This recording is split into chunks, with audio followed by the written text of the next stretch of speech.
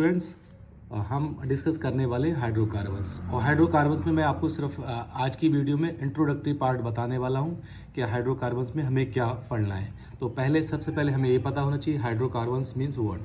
Hydrocarbons composed of hydrogen and carbon. तो hydrogen and carbon के composition से जो कंपाउंड्स बने होते हैं उन्हें आप हाइड्रोकार्बन्स कहते हैं। तो हाइड्रोकार्बन्स के अंदर हमें मेनली पढ़ना होता है अल्केन। अल्केन के बारे में पढ़ेंगे, as you know very well, alkane. Then इसके बाद हम पढ़ेंगे एल्कीन, और इसके बाद जो नेक्स्ट जो पार्ट है इस हाइड्रोकार्बन्स में नेक्स्ट है alkyne. Then and last part है इसमें एरोमेटिक हाइड्रोकार्बन्स। ठीक है ना। तो एरोमेटिक हाइड्रोकार्बन्स तो हमें इन चार के बारे में पढ़ना है, एल्केन्स, एल्कीन्स, अल्काइन और एरोमेटिक हाइड्रोकार्बन्स। तो सबसे पहले स्टूडेंट्स को जो प्रॉब्लम्स होती हैं वो इस बात की होती है कि सर जो केमिकल रिएक्शंस है उनको हमें याद रखने में बड़ी दिक्कत होती है। तो उन रिएक्शंस को आप एक तरीके से याद रख सकते हैं अगर आपको ये पता हो कि अल्केन की जो कैरेक्टरिस्टिक्स रिएक्शंस हैं, है ना, हम बात कर लेते हैं कैरेक्टरिस्टिक रिएक्शंस। तो अल्केन की जो कैरेक्टरिस्टिक्स रिएक्शंस होंगी वो होती हैं फ्री रेडिकल सब्स्टिट्यूशन रिएक्शंस।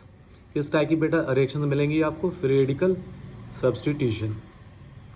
ऐसी अगर हम देखेंगे एल्कीन्स और अल्काइन के बारे में, इन दोनों के बारे में देखेंगे तो alkene and alkyne both give electrophilic addition reactions. तो इसकी जो कैरेक्टरिस्टिक्स रिएक्शन है वो इलेक्ट्रोफिलिक एडिशन रिएक्शन है।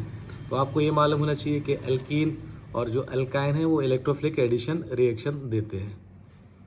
इसके अलावा अगर आप बात करते हैं एरोमेटिक हाइड्रोकार्बन्स की, तो एरोमेटिक हाइड्रोकार्बन्स में आपको मालूम होता है कि इनकी जो कैरेक्टरिस्टिक रिएक्शन है वो इलेक्ट्रोफिलिक सब्स्टिट्यूशन रिएक्शंस हैं। Electrophilic substitution reaction. अगर आपको इतना मालूम है कि एक स्टूडेंट्स के लिए वो केमिस्ट्री सीखता है तो सबसे बड़ी प्रॉब्लम्स होती है उन रिएक्शंस को याद रखना।